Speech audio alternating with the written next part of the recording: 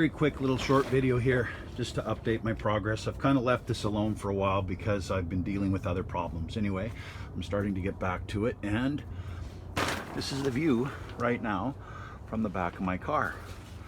A little bit subtle, not sticking out too much, but you can see it, which is kind of cool. Now I'm creeping up here and then I'm showing you what's going on. Is that not a beautiful sight? Big, nice, full-size cone filter fits up in there, no problem. It's not touching or rubbing on anything. Now, it fits in that cavity quite nicely. I have yet to hang it properly.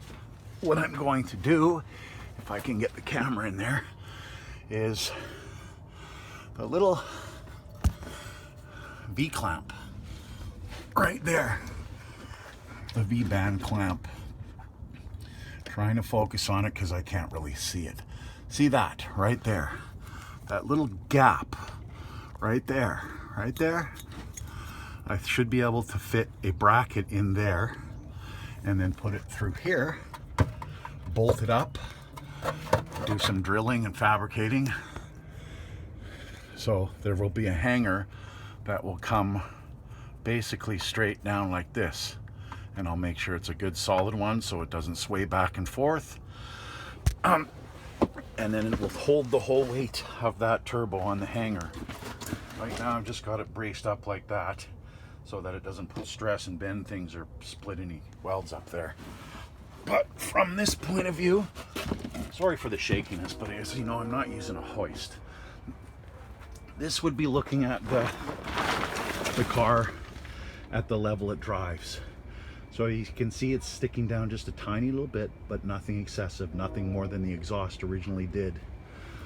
A little bit of a challenge, not too much though, is that's the exhaust pointing straight at the tire. That's 3-inch. There is some wiggle room. I can move it side to side a bit. I'm going to be putting an elbow that comes out 90 degrees, and then it will come out just slightly to the left of the original cutout for the exhaust, and then it should work quite safely without overheating anything, without burning anything, and it should function completely free of any problems.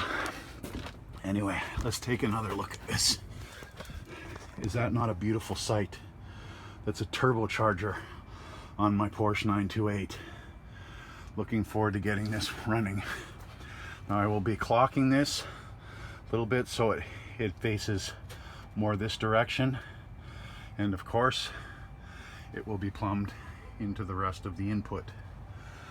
Progress is happening. I'm not very far away from having the turbo completely finished installing.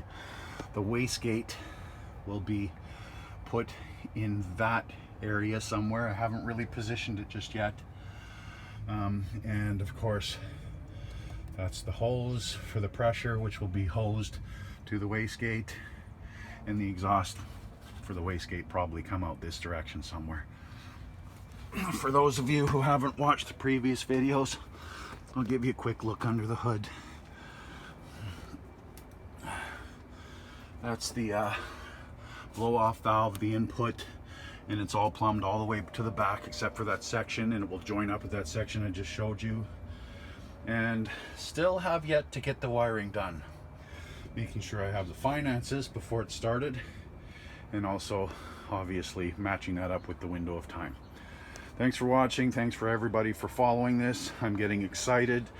I'm pretty sure that during this winter it will be getting running, or fall. And I'm not afraid of driving in the winter because I live in lower mainland BC, Canada, and there's plenty of clear days in winter. Not very many icy snow days here compared to the rest of Canada. I don't know about you, but I think that looks pretty damn cool.